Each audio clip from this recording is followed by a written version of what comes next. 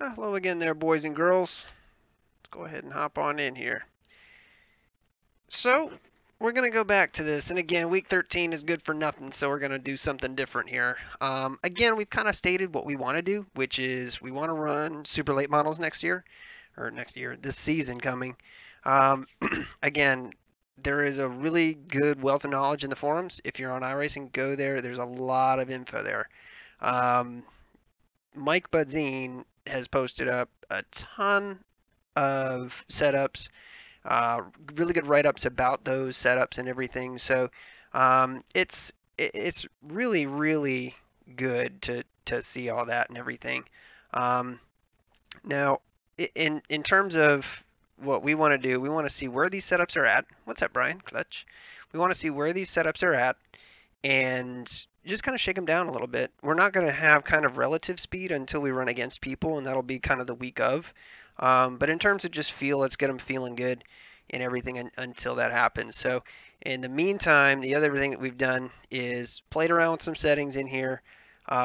We had an issue earlier on last week where the stream dropped in the first NIS race, and then in the second one, the stream never died, but it dumped us from the race. That's a disconnect.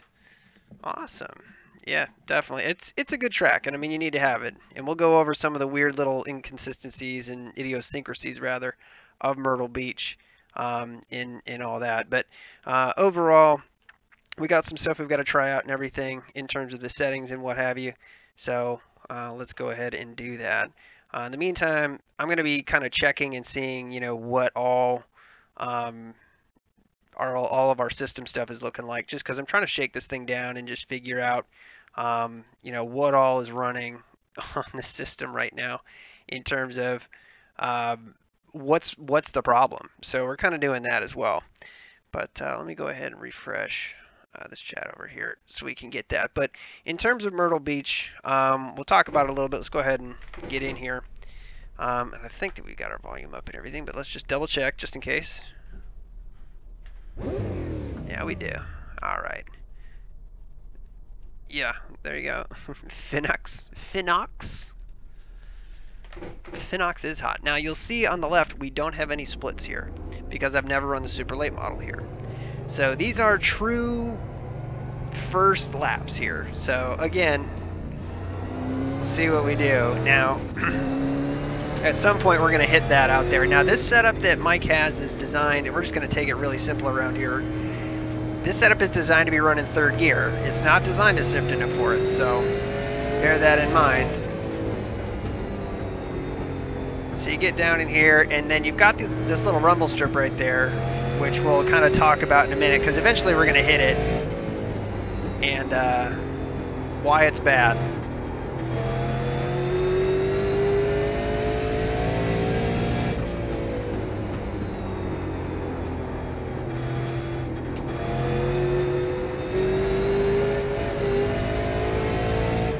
So the thing is, definitely feels tight off. Now that may change over a long run, but feels definitely much better in 3 and 4. But let's kind of see the different lines we can take through here.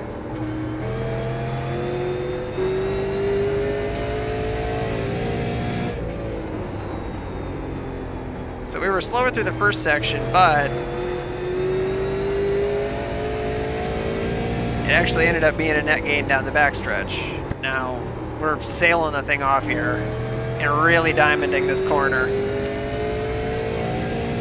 And it's good to be able to run different lines through here.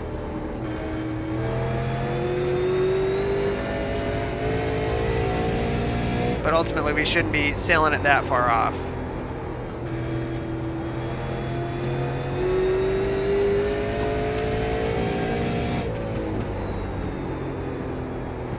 I mean, right now, like I said, the car feels just a little bit tight off. It feels like it's driving really good off 3 and 4, but it's definitely a little bit tighter in 1 and 2. God, we're just sailing this thing out.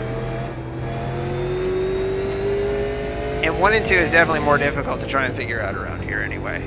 That's for damn sure. So anyway, now that we've just kind of like cooked the right front on this car, and Myrtle Beach does eat up tires. That is for certain. Yeah, you can bet Bet your paycheck on that one. But yeah, I mean, overall, the car just feels a little bit tight. A little bit tight there. Yeah. Yeah, exactly, Brian. I don't know what's going on with iRacing. Part of me thinks it's not me. Part of me thinks it is iRacing, but I know a lot of people have said that they've had issues on the forums there, so I really don't know if it's us as users or it's iRacing or what. But either way, I mean, I've got to do something to get this thing figured out. I know that just kind of looking at the system and kind of running our system and how it runs and everything, there are improvements that need to be made. But in the meantime, all we can do is just kind of turn down some of the settings in iRacing. And you can hear what a dog this thing is in fourth gear. It's just not designed to run in fourth.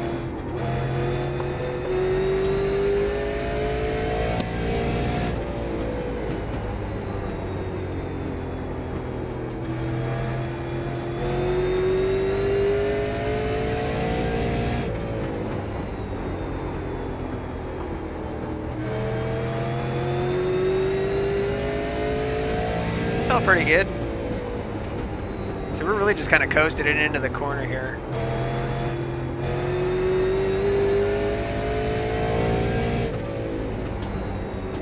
Try to widen up that entry. We took a little bit too much speed in there, and really what we want to do is just kind of feel this car out, see where it's kind of designed to run, because that's the other thing too here. We just nipped that rumble strip just a little bit, and it's not really a rumble strip. I'll show you guys what it looks like. They're almost like turtle shells. I don't really know what the racing term is for them, but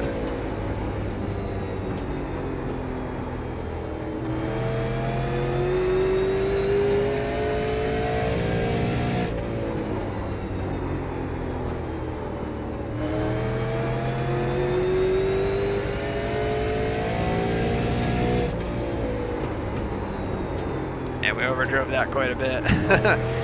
But yeah, I mean, overall, the big thing with Myrtle Beach is you've got to take, what are we doing here? You got to take these corners with a different approach. I mean, it feels much more like 3 and 4 is like this big, long, sweeping corner, and 1 and 2 is as well, but the big thing is your angle of entry and your angle of exit are far, far different, and you've got this rumble strip right here to deal with. You can hear us bouncing off of it. So it's something. I mean, Myrtle Beach is a tougher track. I would definitely recommend anybody get practice in here. But we'll see what we can do here to try and kind of shine up these times just a little bit, if only just to try and put a better set under it for qualifying more than anything. Trying to get in here really hard. So definitely a loose on entry right there.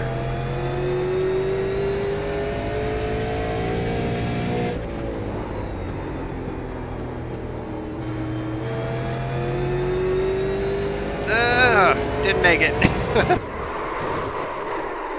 That was quicker. I mean, we were definitely quicker through 1 and 2 right there, so that's good.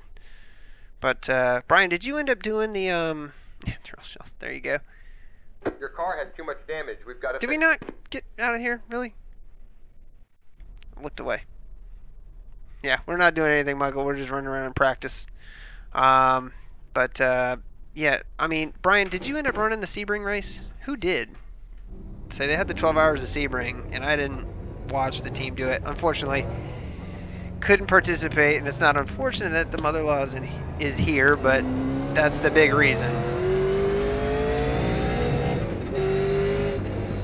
So I can do like a small thing like this, but to be like on call on like a 12-hour thing, yeah, I can't do that.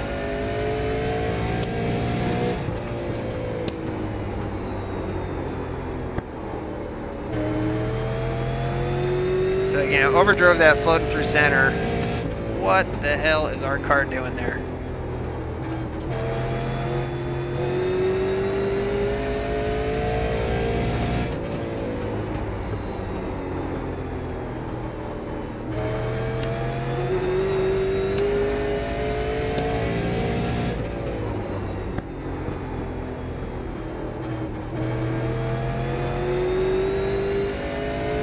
I know that there's time to be made in 3 and 4, and we hit it the one lap. We just got back to the gas too damn early.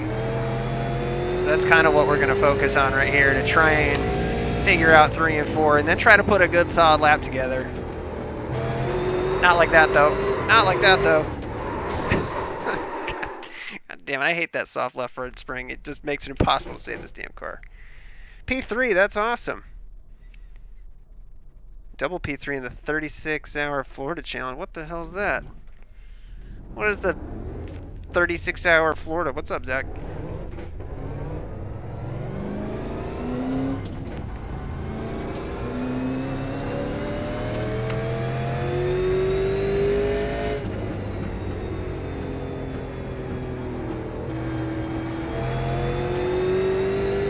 Alright, here we go.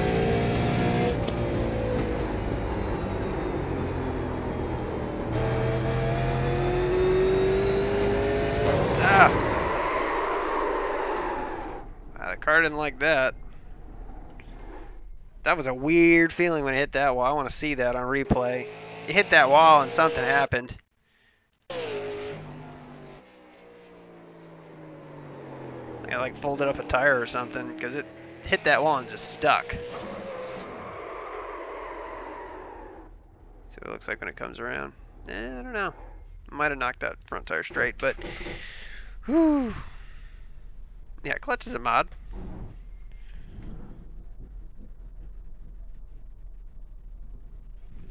Yeah, I think it is, and honestly, I'm surprised just with how long some of the car series have been going there, like the modifies and whatnot. I'm surprised Oswego isn't on iRacing, to be honest with you. I'm waiting for them to try and get some of the dirt tracks from New York up there, like the Moody Mile in Syracuse, because that is a different track than any other track in the country, really. Over the turtles. So our entry in there was not good at all, but we'll see.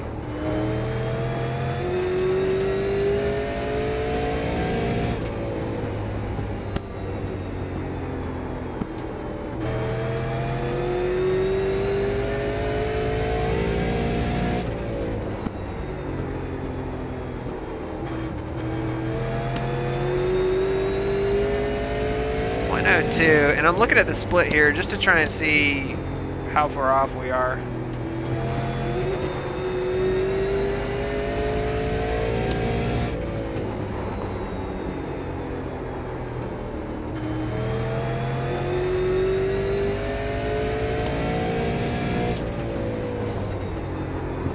So we need a lap in the twos here. I mean, that we need to have that happen. I mean, we can do that. But again, the thing is Myrtle Beach chews up tires so bad, you only get a couple laps to try and achieve that, you know? So let's try one more hard into one here.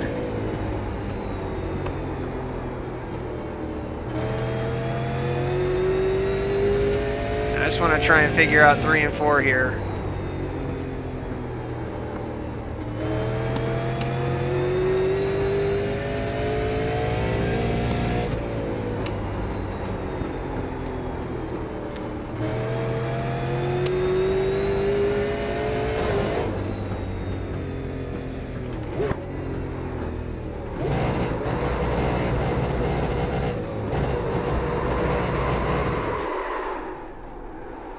Alright. Yeah, I'm surprised they don't have Bowman Gray. But I mean, to be fair, I mean, Bowman Gray is really not that different of a track, you know, Brandon. I mean, it's got the mystique about it more than anything, that it's an absolute shit show every time people go there. I mean, you just go to YouTube, look up Bowman Gray, and just look at all the stupid crap people pull there. I mean, it just turns into a borderline riot every time that they have serious classes of racing there, or their weekly series anyway.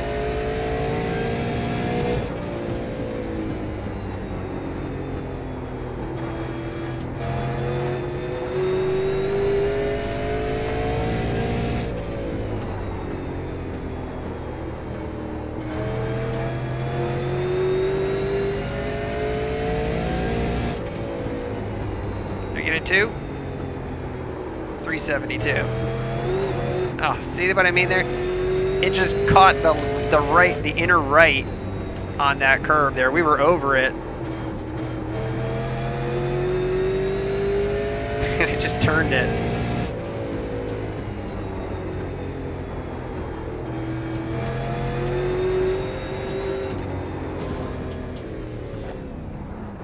Yeah, seriously, Bowman Gray.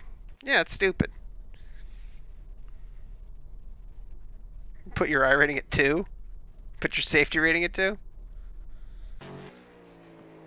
Why? Are you about to lose your A license there, Brandon?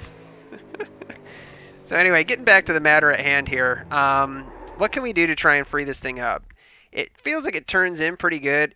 It's a little tight in the center, maybe, if you want to talk about. I mean, really, I think it's that we're driving it too hard.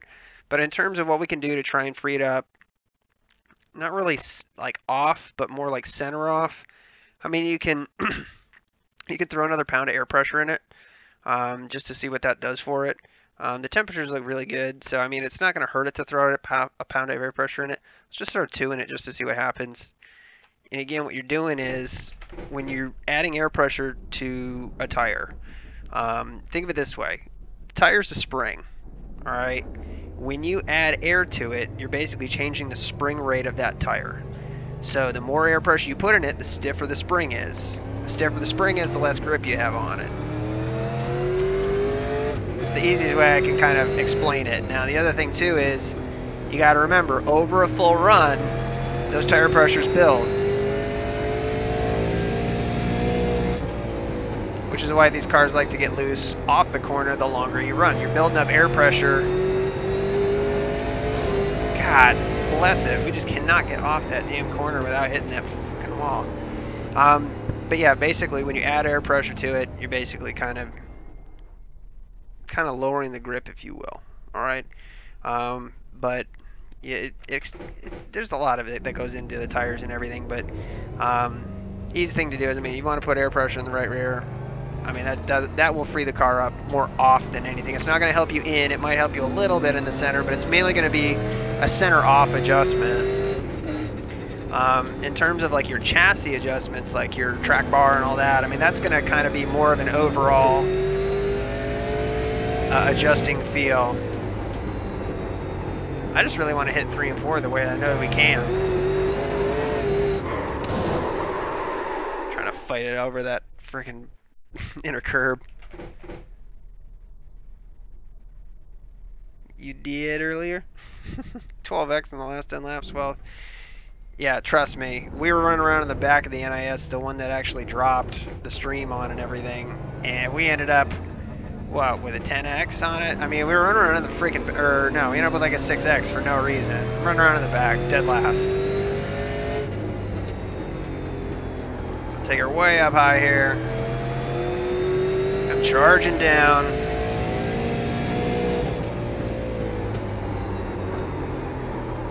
Way too hot into there. Way too hot.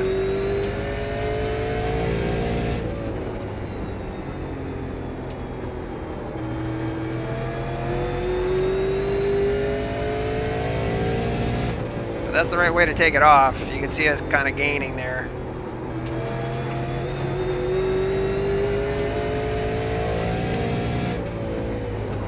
A little bit high.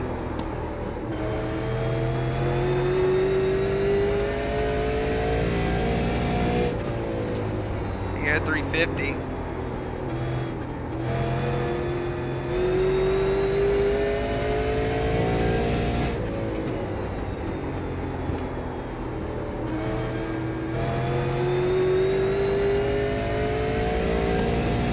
And the dead giveaway is that, I mean, you can see us giving up a ton of time in 1 and 2. And in 3 and 4, we're just relatively consistently like 0.05 off, which is a dead giveaway.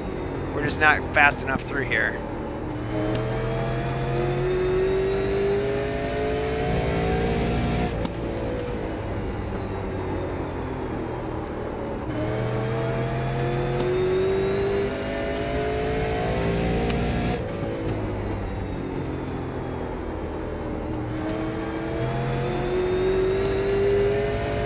Again, 0.05. So, and again, that's with more and more laps on the tires. You can see us getting slower and slower through sector 1. But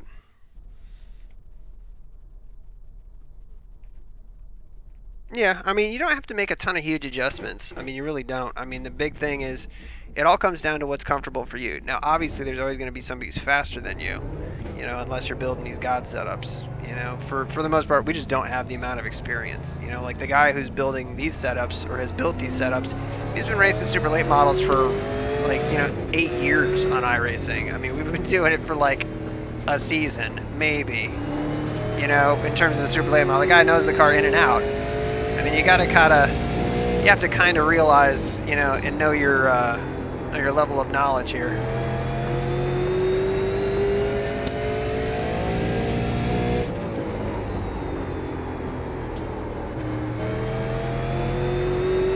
There we go. 302. Come on, man. We can't get it. Nope, can't go down that low. I wanted to. I wanted to.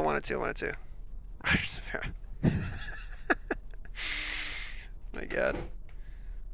Yeah, exactly. I mean, this is crazy. What's up, Tybo?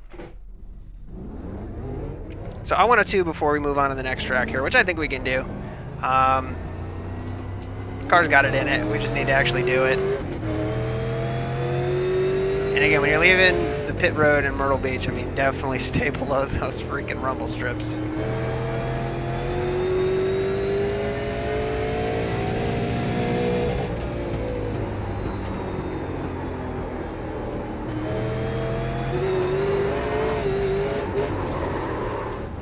Oh!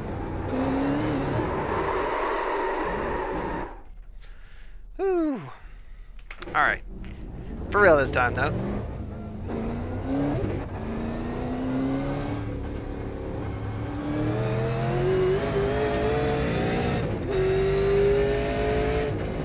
Yeah, let's try to do it. And again, the car is very, very floaty on entry. I mean, it doesn't feel very secure. It feels like you're just kind of slipping it into the corner, which is kind of what you want. You want the car to feel like it's turning. Oh, we were way up out of the groove. Got that killer run on the high side, though.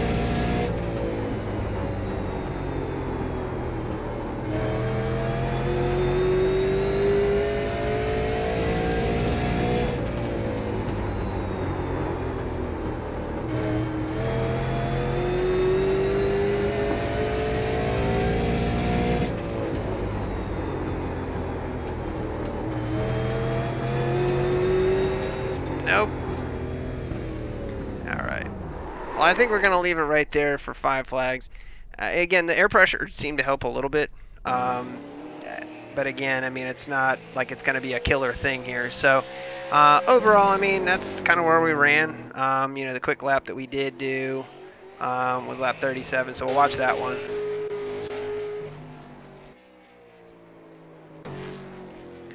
Well, we'll lap coming to it here. We'll watch this from the chase more than anything. So you can kind of see the racing line more than anything. What's up, Chris? FFA, man. Future Farmers America? Is that what it is? No, I'm not touching the pickup cup. No. No. I've won a few pickup cup races, but it's like, what is the pride in winning? So again, we're just a little bit late to the gas right there. I think we're still overdriving that corner, and we drove it in kind of hella hard through there. Pretty decent. Again, fair lap. Nope. Nope. I mean, again, you just see that, you know, stupid thing. Just watch the poor undercarriage here.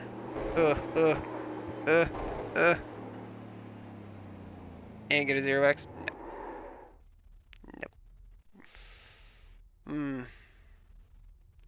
Is it the Future Farmers? How about? I'm pretty sure that's what it is. But anyway, so let's go ahead. We'll back out of this. And yeah, so let's just go ahead over here, quit up. And I'll show you guys our desktop for right now. And yeah, so basically what we'll do is we'll go back here, you know, continue and everything. And the page I'm talking about is this right here. So this is Mike's page that he's got. It's almost like pinned in the. I think it is pinned in the Super Late Model forum. But again, he's got all these setups right here. So he's got a nice little description of everything. He's got a video running, whatever the race was that he did. And then he's got the setup and then a replay file saved so you can watch that if you want to. But again, the notes on these things are really, really good. I definitely encourage you to go ahead and read that if you are going to do this, because it does help you, see what all is going on here. But anyway, let's go back over here and let's see what our, nope, wrong window. Nope, close. All right, the season here. So we did Myrtle. All right, so Southern National, we'll go ahead and we'll do that, and that's going to be at night. So I come over here and find it over here, and Southern National. And yeah, I believe we have run this one. Weather-wise, we're just going to go with iRacing defaults, track state. We've been running everything at 50%, so we just want to stay consistent with that. So we'll go ahead and we'll load up sim and let that do its thing.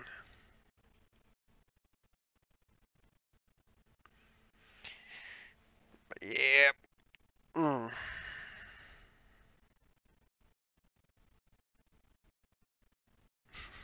Boost your morale. Gotcha.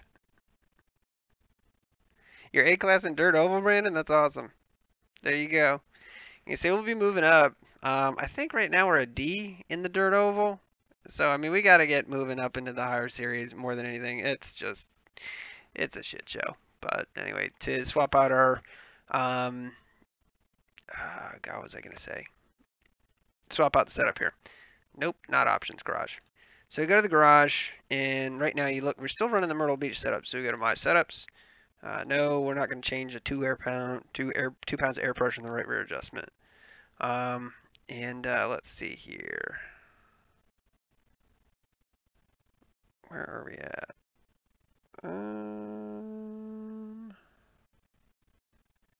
Where the heck is it? Am I blind? Hold on. Southern National Motors Road. He's got it labeled as something else. Yeah, SNM Park. There you go. So this was done. Well, it shows 3.6. That's when we loaded it in. But 2018 season 1. So he literally just ran this on the old tire model. So that should be pretty accurate. Junior's home track. Is it? I don't know where Southern National is. But Junior, God, where's he from? Because I think he lives in Concord, or outside of Concord, I believe. But this track can be a lot of fun, that's for sure. And I think the walls are different here than the last time we were here. And again, we have not run around here, so let's just go ahead and kind of feel the car out. Driving too hard through the corner there.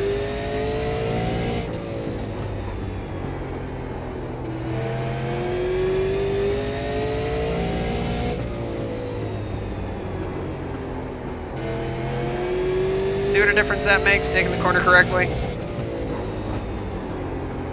Taking the corner incorrectly?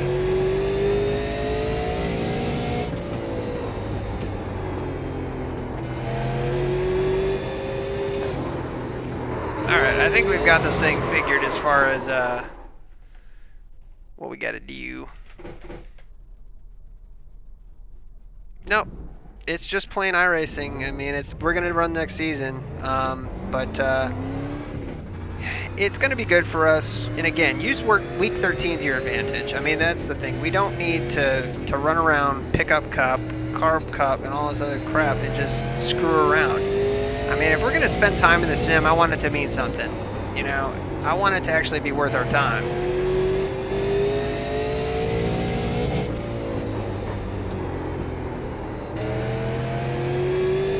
So right there we tried pinching it down, which didn't really help.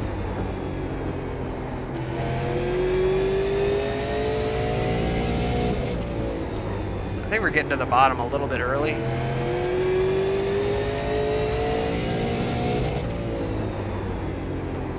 And overall, this set feels pretty good. It's a little bit tight through the center, but again, I think part of it is that we're overdriving it.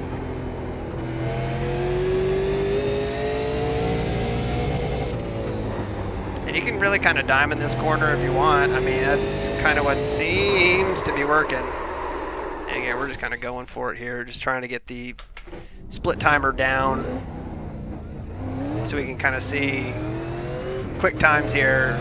Because again, we're just kind of making big cuts at it right now, that split timer. And I use that a lot in terms of what I do to really try to dial this thing in and just dial your laps in. Not so much your setup, but your lap. I mean, really try to go all out. You know, if you mess up a corner, that's fine. But I mean, try to make it up in the other corner, you know?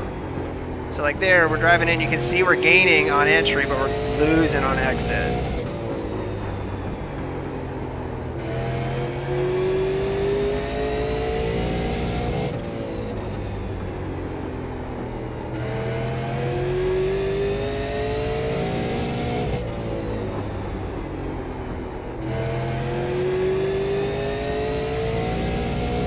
We're taking kind of an unusual line here, to be honest with you guys. We're not, oh, touch the apron.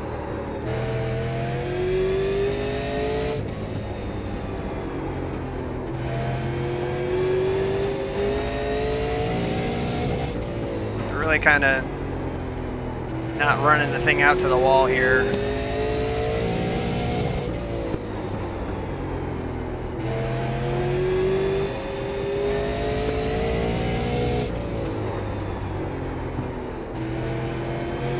We know we're just making short runs, so I'm putting a hell of a lot of wheel into this thing.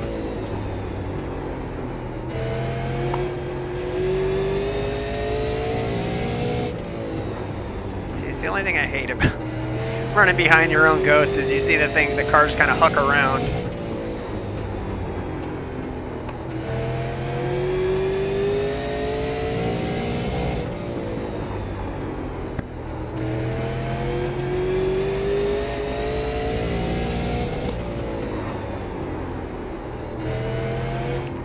Alright, I think we've sufficiently cooked the right front just running it so hard. That's awesome, buddy. We'll see you, Clutch.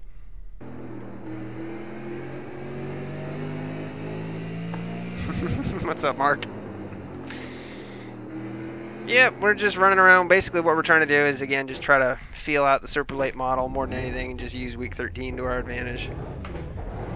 Because, again, it's just stupid to run some of the stuff. Because it really just does. And maybe I'll run one just piece of crap race for you guys.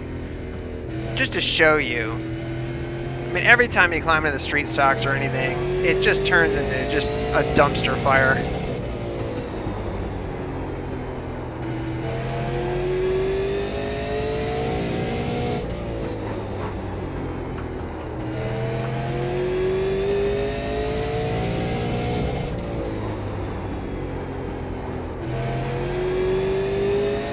That was quick.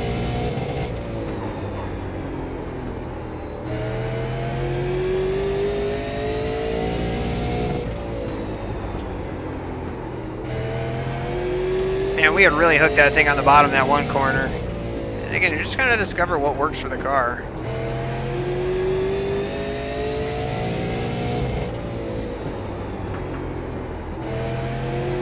And it seems like it just wants to be right around the bottom right there, right through the bottom. We'll see. Yeah, just working it. And again, the thing is with a lot of these setups, they're not going to be like your standard iRacing setup.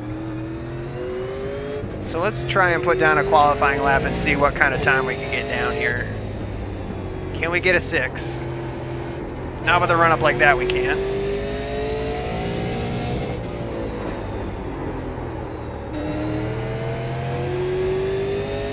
So let's see here.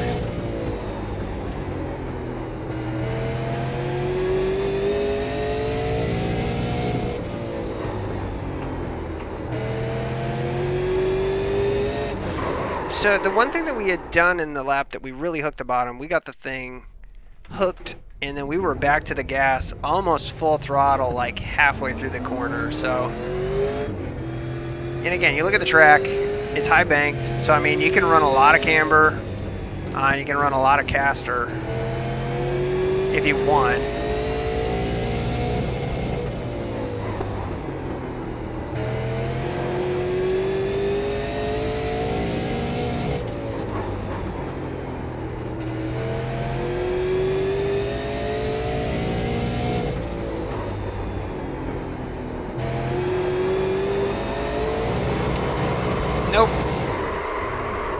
it off the wall, but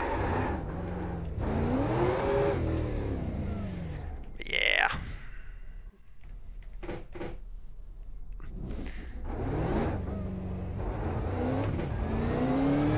Saying the best thing you can do, especially during week 13, to try and improve your license rating and your safety rating. Don't do the races and try to run in the back. All you're gonna do is crush your iRating. Run some time trials more than anything. Oh, we're way too low. When you hit the apron like that, it just de-wedges the car. I mean, it takes all the wedge out of it and just makes it super, super tight. Makes you shoot back up the track.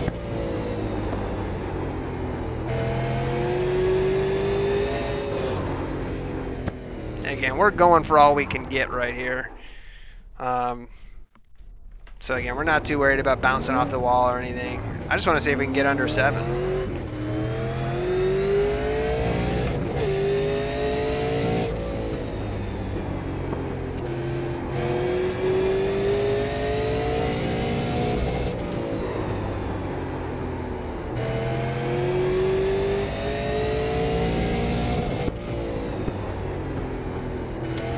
Man, we slowed down way too damn much for that corner, but it's still going to work. 647. And again, we can keep going and going and going. And honestly, just driving this car, I think that you could easily get down into a 5 with this setup. I don't think that that would be a problem. It's just a matter of doing it and taking the time to get that right lap and figure out that right line that the car wants.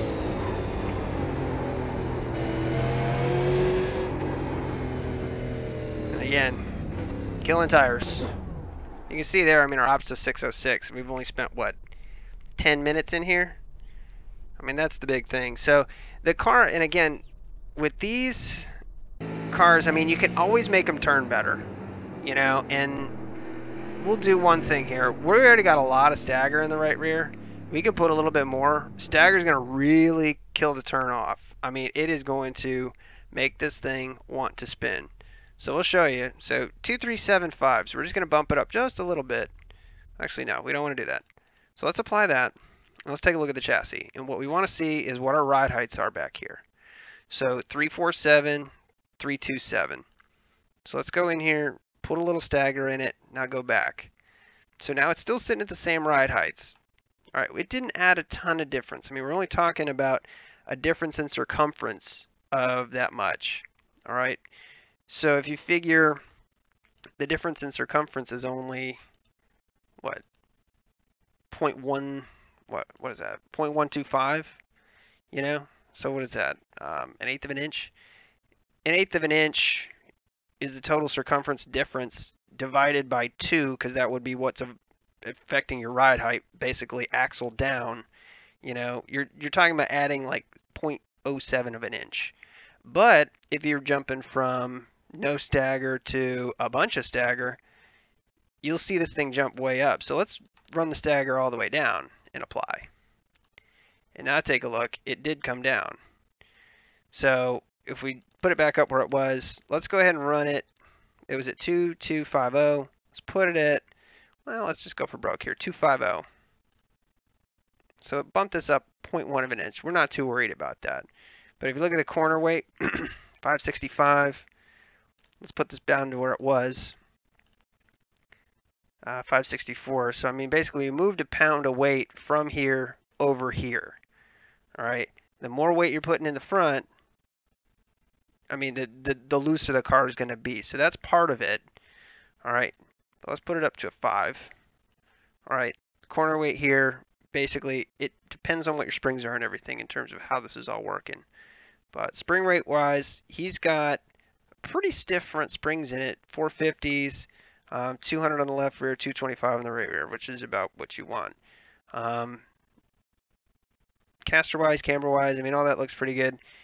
The milder you can keep these cambers and casters, the better your tire wear is going to be over a longer run, just because you're not going to be wearing out the inside of the tire and creating unnecessary heat on both sides and everything. So for the most part, all these super late models you can run 50% tape and you don't have any issues or anything like that. Running more tape, it will get hot on you. That said, I mean, we ran one with 75% tape, and it the thing flashed red and red and red and red, and the thing never blew up. I don't know why. But anyway, so we put a little bit more stagger in it. So let's go out here and see what it does now. My bet is that it's going to be pretty loose off, or definitely driving pretty good off. Probably not on a long run, but on a short run is probably going to make a pretty big difference here. And that stagger kind of helps the car turn and center. And if it's on the right rear, your drive wheel, it's trying to drive that one tire.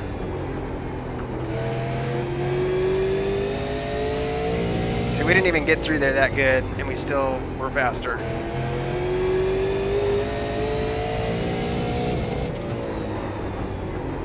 Yeah, we overdrove that. So let's go out here and actually nail a lap and watch what happens.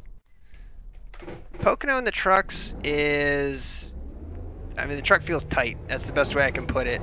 And again, Pocono is really tough to practice just because the laps are so long. You know, to get those corners at speed and everything is tough. You're going to have to put in an hour's worth of practice just to get in probably 30, 40 laps.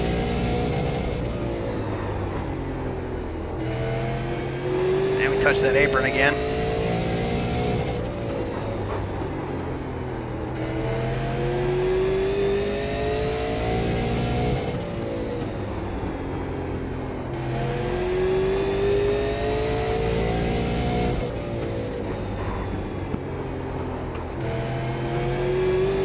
Back to the gas nearly hard enough right there. You can see that relative time down there on the all-time optimal. You see it going down and down and down. So we ran a 6:01. Remember we were talking about what's possible? The stagger helps a lot, and you can get the thing to turn. And honestly, we could put more in it if we wanted to. But really what we want to do is you want to run the tire pressures as low as possible, because they will build, especially on a track like this, where you've got so much change in direction so fast. You know, the track doesn't have big wide sweeping corners. It's a high load, and then you're kind of unloading. Yes, you absolutely shifted Pocono, Brandon, and that's the other thing you got to get good at. Shifting in those cars, in the trucks and everything is pretty simple. But let's take a look at our quick lap there, which I think was like the last one, 600. So we ran that, and then we did the stagger. Or no, we ran that and then the stagger. Yeah, okay. I see this thing dragging a little bit, but it's really not that bad. This is lap 30 here. Again, we just overdrove it. We had to lift right there getting out. But you saw us kind of change the driving style that we did. We were driving really hard into the corner and stabbing into the brakes. And then when we, because right here we called it off. And then on the other time around, which honestly I feel like we could have been better, 31's a nothing lap. We really took it easy. I mean, you can watch how easy we're getting onto the brakes and into the gas. Not this lap, but the next one.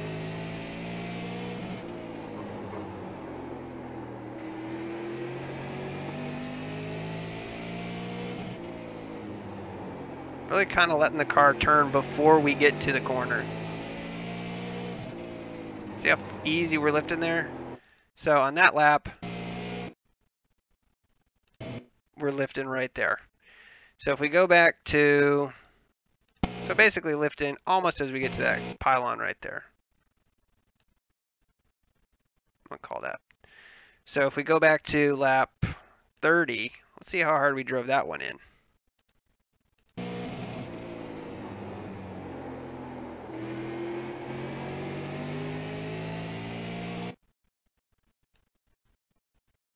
How much later we are on the throttle. Look at the rear chase here. Look how far back that pylon is. That's how hard we're driving in. It is ugly as hell, and honestly this paint scheme as a Camry looks pretty garbage, but it's the only Crystal Pepsi scheme on trading paint, so we got to use it. And obviously my name's not Buckley, but I don't care. Crystal Pepsi's amazing. So sad it's gone. But fun fact, Crystal Pepsi lives on in Mountain Dew Ice, so you can enjoy it that way. Yeah, you definitely, yeah, Brandon, you definitely shift there, and you can shift in 1 and 2 absolutely. 3 and 4. I don't know. It really depends on the setup and everything. They change it all the time. So you may be shifting one season, you may not be shifting another. It just depends. You're not the only one who thinks it's ugly as hell, Brandon. Trust me. These cars do look stupid. I mean, the thing that I don't like about them is this weird-ass spoiler on the back. Like, what the hell is this? Man, it looks like it came out of, like, you know, the Gotham Laboratories or something like that. I mean, what the hell is that? Freaking Wayne Enterprises rear spoiler over here. But anyway, so I think that's good enough for Southern National. We'll go ahead. We'll do one more. We did 2 in the other one. What's the next one on here? We'll go ahead and quit out here, and I'll show you guys the desktop again. And it looks like our next one is going to be Oxford, and that's going to be a late afternoon. So this will be a little bit different, not night. So the track will be a little bit warmer. But let's go back over here. And we can, I forgot to download one, so I did. What do we say it was, Oxford? I think that, oh my god, I hate Windows 10. Windows 10, hate you. Yeah, Oxford Plains, and we're going to be late afternoon. There is no night around here. All right, so this is the interesting one. Oxford Plains is pretty much a freaking donut. I know you love the mods, Brandon. You're alone. You're alone. There's only like 4 people who race the mods. Every time I look there, it's like 6 people registered. I don't know who even races these things. But let's go ahead and test this thing on the track and fire the sim back up.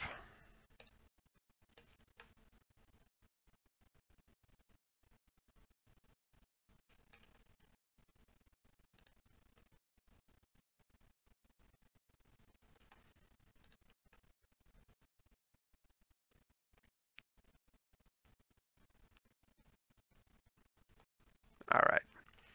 So like I said, the big thing with Oxford, and we'll do a fun little thing that you can do around Oxford. I don't know if it'll work in this new model and everything, but I remember the first time I came here, and I think I ran this, it's a long ass time ago, that's for sure. So we're just gonna go ahead and just clear these out. Old tire models they're not relevant to now. So let's go into the garage and let's go to my setups. No. And this is going to be the Ox. Yeah, I'm really surprised he doesn't have more stagger in this thing. Again, I look at it this way. I like a lot of stagger, mainly just because it's free turn. I mean, it doesn't cost you anything. It's not like we're worried about tearing up equipment and differentials and stuff like that, where if you run a lot of stagger consistently, it'll do that. I like it just because it helps the car roll. The car wants to turn on its own, especially a track like this where literally you're turning the whole way around. So I don't know how we failed tech. I guess our ride height is too high over here. And again, this is going to be 2016 set 3. So we're going to have to deal with this. All right. Now, first of all, that's too high. Let's go ahead. Nope, we're going the wrong way. Oh, we can only just put it down that way and it's fine. So we'll leave it right there. That's a pretty high ride height in the right front. And again, I think part of that is putting a soft spring in here. It sits high, and we're talking about static. Static height. What's up, Bob? I think you are alone, Brandon. They don't do linear. Oh, well, come on. They'll do linear. They do it sometimes. We're talking about static height when the car's just sitting in the paddock. You know, that's what it looks like. But when you have a very soft spring on here, all right, and then you've got your shock deflection and your spring deflection, that basically shows your travel. So as you change this perch, right, you're freeing it up, and you can see this number going down, or sorry, going up here. And that's basically your full travel. So that's like the top of your spring there. It's about that big. So anyway, let's put this thing back down where it was. And ultimately, what I want to do is let's just go ahead and just make a linear adjustment all the way around here. You want to be doing these kind of in pairs. So make an adjustment here, make an adjustment here, or here and here. You don't really want to just drop the front because that messes up your crossweights and everything. So anyway, we are since passed on our tech and everything. We'll see what this feels like. This will be one, since this was run a while ago, that we can actually explore around. and see what else is going on here and see what's available to us. So let's do this. Let's go ahead and save this, just because now the thing's legal. So we'll save that there, overwrite that. Now let's go to the iRacing setup, and let's see if it's any good. LMNOP. All right. Hold on, I want to see what the differences are here. So stagger-wise, obviously it's got a hell of a lot less stagger in it. The pressures are higher. The tape's at 25 versus 50. And the car's sitting way lower, especially on the right front, which is kind of goofy, you know, when you think about it. Now, both softest springs I think you can run here. No, you can run softer.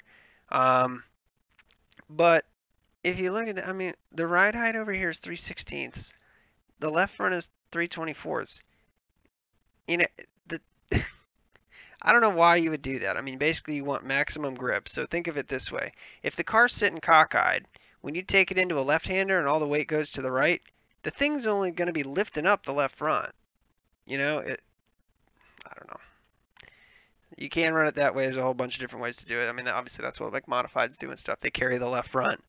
You know, they have that J-bar which kind of they'll kind of stuff the left rear forward almost to change all that geometry and just sit the thing back on the rails and drive off. We don't have that. All right, but that's kind of what it looks like this thing is doing. But let's go ahead and put some laps down here in the Stockley setup. All right, fine. Be like that, Curb. You're terrible.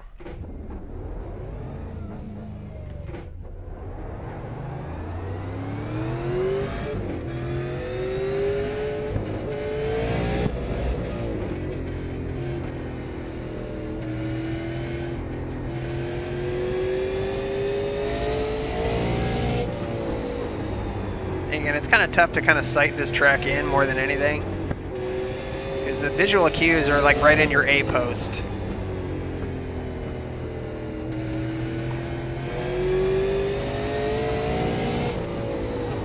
And basically you can get over too far and the weight kind of transfers. So you see like right here the banking starts to fall away. And you can use that to your advantage depending on how you're running.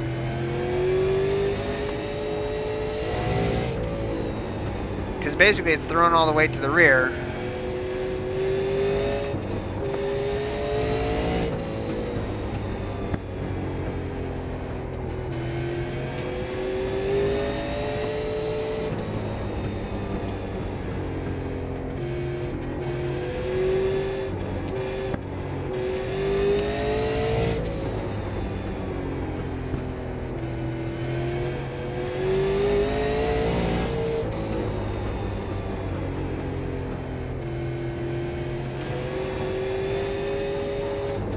God, this thing feels tight as hell.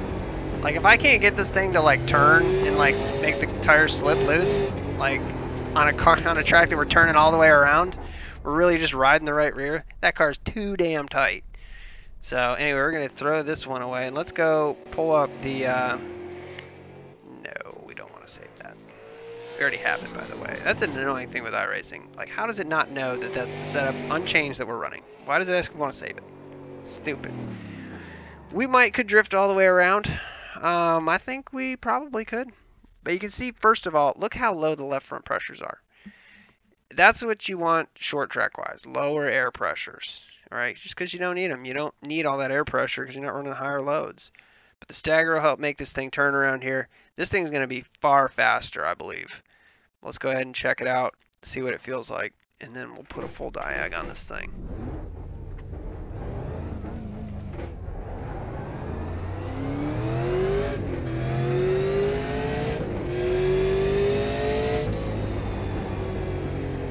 Oh yeah, she's turning.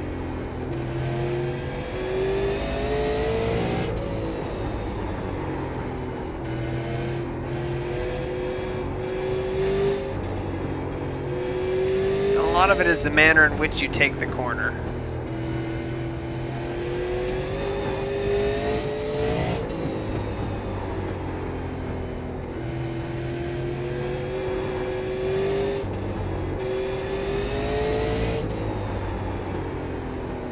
We're just kind of getting the feel for this thing as we're riding the curb. What the hell are we doing?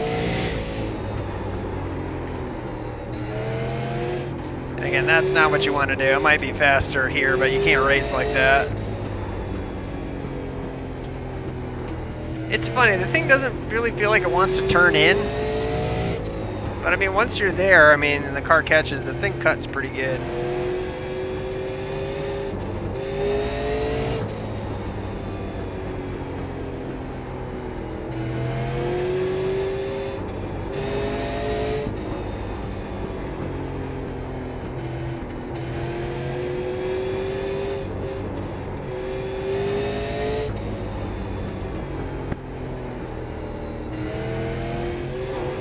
Nope.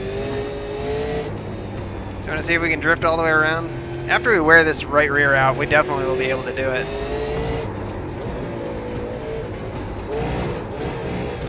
See if we can do it here.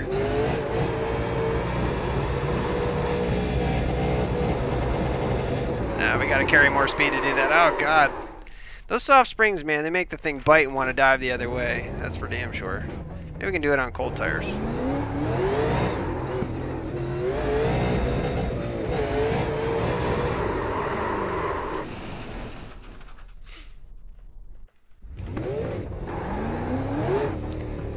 Alright. So let's try a legit thing here real quick. And again, the track's kind of hard to see, like kind of where you're at.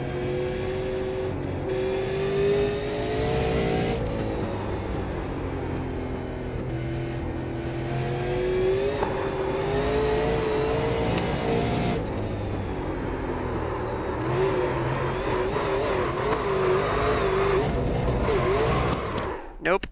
Alright. So let's put down a lap. I honestly think that we can get into the threes here. I know it doesn't look like it, but we can. And that's what we're going to do.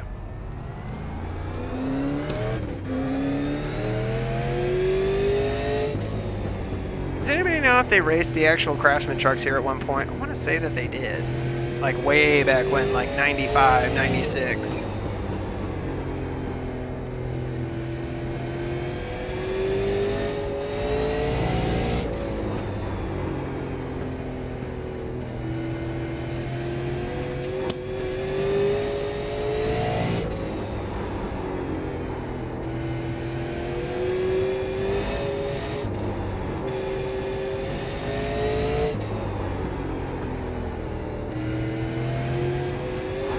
Keep hooking that, and that's not the way to do this.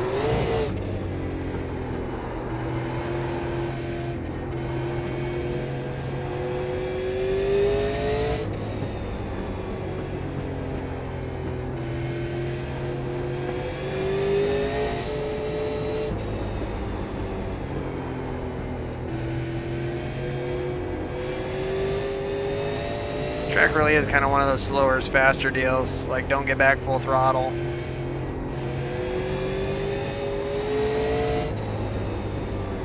That's a 498.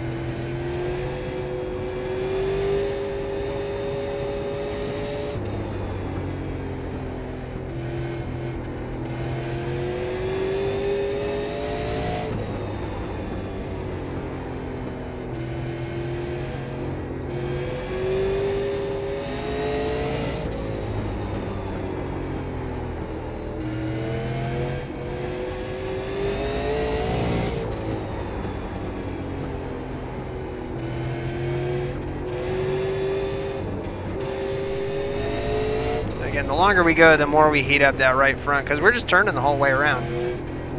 That's what I'm saying. The more stagger you can put into this car, the better it's going to turn. You know? I mean, you're going to make it like hell, but I mean, if we're babying the gas anyway, I mean, what the hell's the point?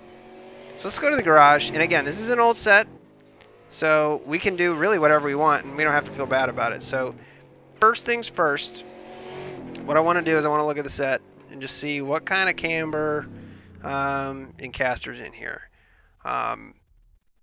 Again, camera on the left front really kind of helps you pull around.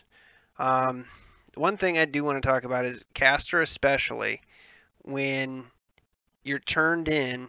If you think of it this way, caster is the angle of the strut itself Imagine you drew a line from the top of the strut all the way through the bottom ball joint. And the bottom ball joint is where the knuckle, which is what the wheel bolts onto, that bolts onto the hub, which is mounted in the knuckle. Um, Imagine that line. All right. So top of strut through the bottom of the ball joint. Now imagine a line from the top of the strut straight down. All right. So disregarding the ball joint, but straight vertical. The angle you've got in difference there. Okay. So from the ball joint to the strut, or the top of the strut, the cap, or straight vertical, that angle is going to be what your caster is. Okay. Think of it this way. So if you think of a caster on a shopping cart, right? Think of where the bolt is that holds that wheel on, and think of where the actual wheel pivot point is, right? Where the actual bearing is in the wheel. Look at that angle. So when you push the cart, the wheels go backwards. Okay, and that helps them kind of flow that way. They want to go that way. If you had it straight up and down, now it's like an office chair where the wheels just kind of turn all over the place. It makes it much less stable. So you want caster in it to make it kind of feel that way. Now the difference that you can have here in caster, all right, and what's down here in the bottom is good, but how much steering axis is lean back, positive, or forward, which would be negative. More positive caster is more oversteer while steering the wheel. And you're talking about dynamic caster. Depending on your suspension geometry, when you turn the wheel, all right, and you're talking about your toe, as you pull the wheel in, it takes the bottom of that ball joint, depending on your caster, and it's going to set the wheel and actually gain camber or lose camber depending on how it is. Most vehicles will gain camber. And on your left side, say you're turning left, your left side will lose camber, meaning it's going to tip out, and then your right side's going to tip in. So you're actually gaining camber the more wheel you put into it. So that's kind of a dynamic adjustment, but when you offset them, basically you want to have more on one side than the other, okay, which is why these two figures are different. The more difference you have there, the more effect it's going to have under braking when it's pushing down on those two things, okay, because your suspension, as it collapses, that also has a big difference on that, okay. It's also going to change your caster and your camber as the suspension compresses. All right, think of it this way. So with the shock fully extended, okay, you've got one angle of caster, okay, bottom of the ball joint through the top of the cap, and then vertical. As you shorten that distance, depending on how your control arms and everything are designed, you can actually gain caster or camber just based on the compression of the suspension, forgetting everything else, which is why suspension guys are wizards. And why we're doing this, and we're not a professional suspension guy. But that's kind of the basics of it. More positive camber, and you're talking about a camber split here. You notice this is a nice even 1 degree split. All right, the bigger we drive that split, the more loose this thing's going to get under load. Now, since we're turning all the time, you know, it's kind of a dynamic adjustment. We can almost adjust it since we're turning almost the whole track, but it makes it jumpy. The more split you have there, it's going to really gain camber and caster to really drive that thing as oversteer, meaning loose, or understeer if you just crank it just a little bit back. It makes it more of a twitchy adjustment. Camber is going to be a much more consistent feel. All right, but again, I'm going to go with my old favorite. All right, trailing arm mount. And again, what we need to do is we want the car to turn, but we want it to stick to the track. So we need to stick with soft springs and whatnot. Personally, I'm going to lower this one down a little bit. The 325 in the rear I'm fine with because we do need the car to turn, but we need to have front grip here. So I want to pull this down. Well, let's do this. Let's pull it back to a 300 and take a look at our ride height, 362, 337. So let's pull this down to a 250. And what does that do? That brings us way down in the front. And I wanted to do that anyway. All right. It's also, I believe it's going to drag the rear up, I believe. Battery low. Oh, battery low. Give me a break. Let me plug this in real quick.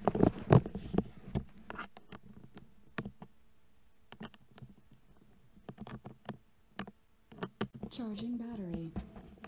I'm going to have to come up with the name for the Corsair lady, since she likes to make appearances on here. What's up, Clutch? All right, so 356, 335. Let's go ahead and lower this down to where we wanted it. It was at a 300. We want to put it at 250. So 351, 337. All right, so it did jack this down a little bit. So what we'll do is we'll just add one more back, one down here, and then 335.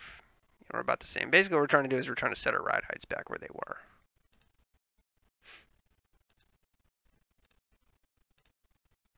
All right, and I'm happy with that for the most part. Lowest corner, highest corner. It's kind of what we want to see here. Now that's one, and you should be making these changes individual and making runs. I'm going to break that rule just because we're on stream here and we don't really have time to do that. That's not beneficial to anybody here. The sway bar size has a big difference on how the car moves. Oh God, oh that was a terrible burp, and I'm so sorry, guys. Anyway, the sway bar size, the thinner it is, the more body roll you're going to have. All right, so the stiffer the bar, it's got more meat, it's going to resist that. And what the sway bar is if you think about it, you've got kind of a center section, a cradle or a frame on a race car. The sway bar bolts into grommets, and the sway bar basically looks like a big old bar, almost like a handlebar mustache, right? It's straight in the middle, and then it drops down, and then it flattens back out. Okay? Those two links on the ends, they get tied into, depending on how you're set up, your lower control arm, or it could be tied to your strut. It could be tied to a number of different things. Typically, most of them will be tied into your strut. But sometimes they'll tie into the lower control arm. It just depends on how it's designed. What it does is when you have that bar, it's mounted to both sides. Okay? So when you corner, say you turn left, the right side suspension compresses and it pushes up on that bar. Okay? So when it pushes up on that bar, all right, it wants to do the same on the other side, which is attached to the other side, so it pulls up on that bar as well. All right, and what that does is it limits the body roll. All right, rather than the right side compressing so far and the left side coming way up, it holds everything kind of together. All right, and it makes it so things kind of happen in sync. Think of it that way. The thicker that bar, the more resistance you have to body roll, and the tighter the car is going to feel. The more weight transfer you have, that's what makes the car really want to turn.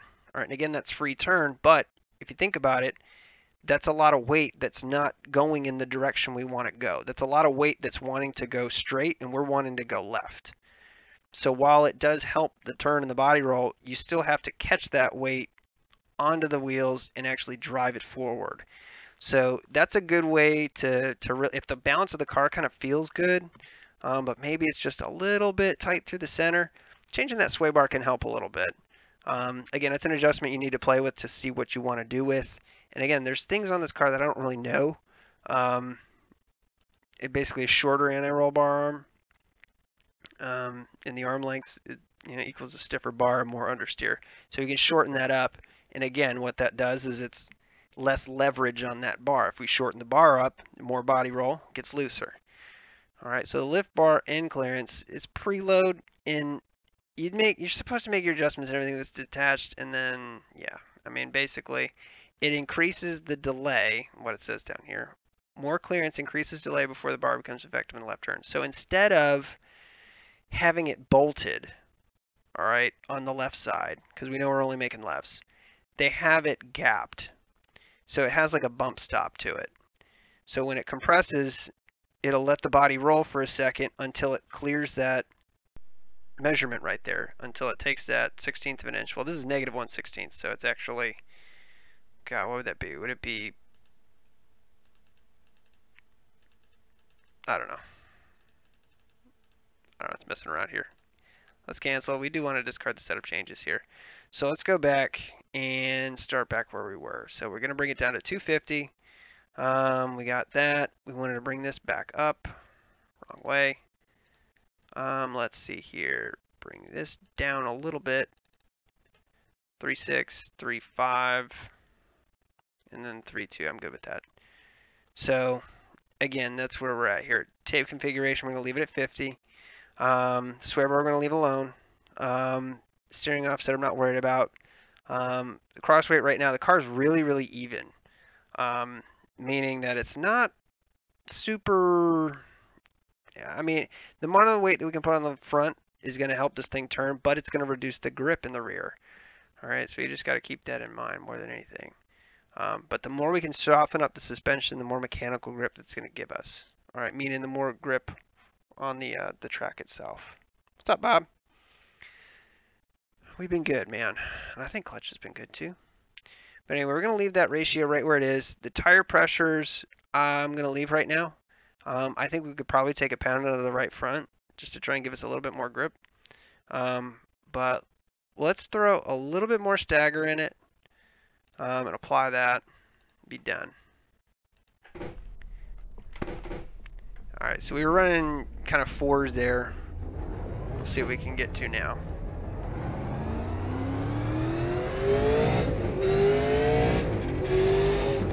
Oh yeah, this thing wants to turn now. Let me tell you. You can feel this thing just lean back on that right rear. Look at that.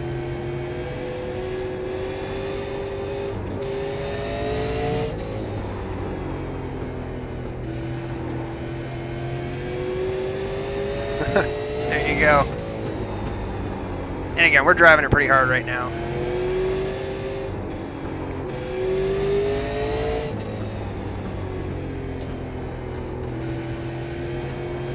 Let's try taking the slow approach like we were doing before. Right down through here.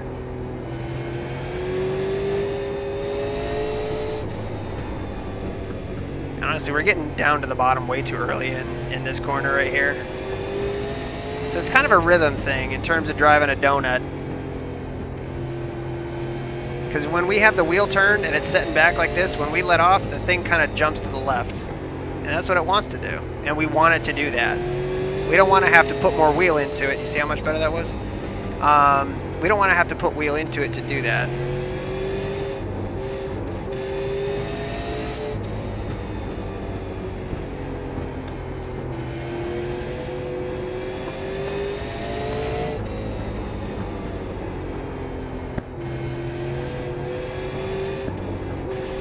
Again, the thing's starting to get tight here.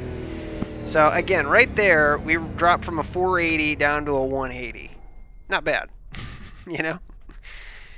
So as I think that's probably going to do it for this stream, but what we'll do is I will show you the one fun thing you can do around here. And well, first of all, let's see if we can drift around here, because I think with this setup we can do it now.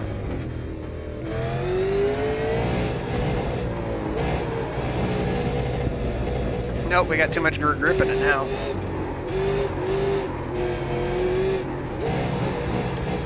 We got too much grip. So again, that kind of shows you what we could do. I think that we could really probably stiffen up that rear spring to help this thing kind of sit up a little bit more.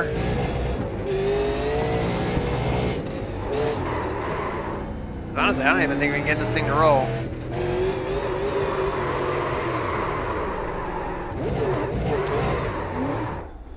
Here's what we'll do. And this, I remember the first time I saw somebody do this in the super late models. I didn't know that this could be done until they actually did it, and I was like, what the hell?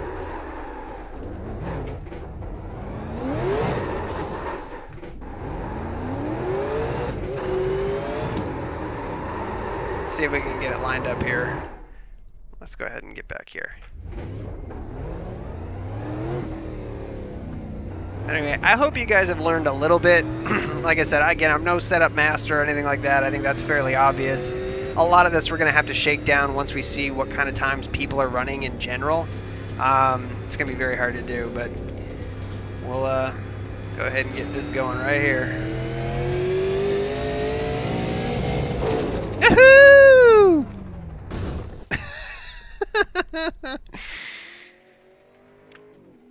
You get it, TV2?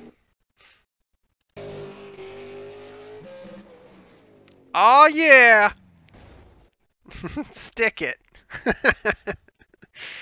My God, let's go back and watch that again, because I'm telling you, it is one of the more fun things you can do in iRacing. Just because nobody knows. Like, I saw a guy do this. I slowed down in practice the first time I was here, and this guy went flying over my head. And I was like, what the hell just happened? We'll watch this. Ooh! The Joey Chitwood Thrill Spectacular, sponsored by Crystal Pepsi. Again, thank you guys for watching. I hope you guys learned something. And maybe we'll see you out there this season in Super Late Models. But until the next time, take care.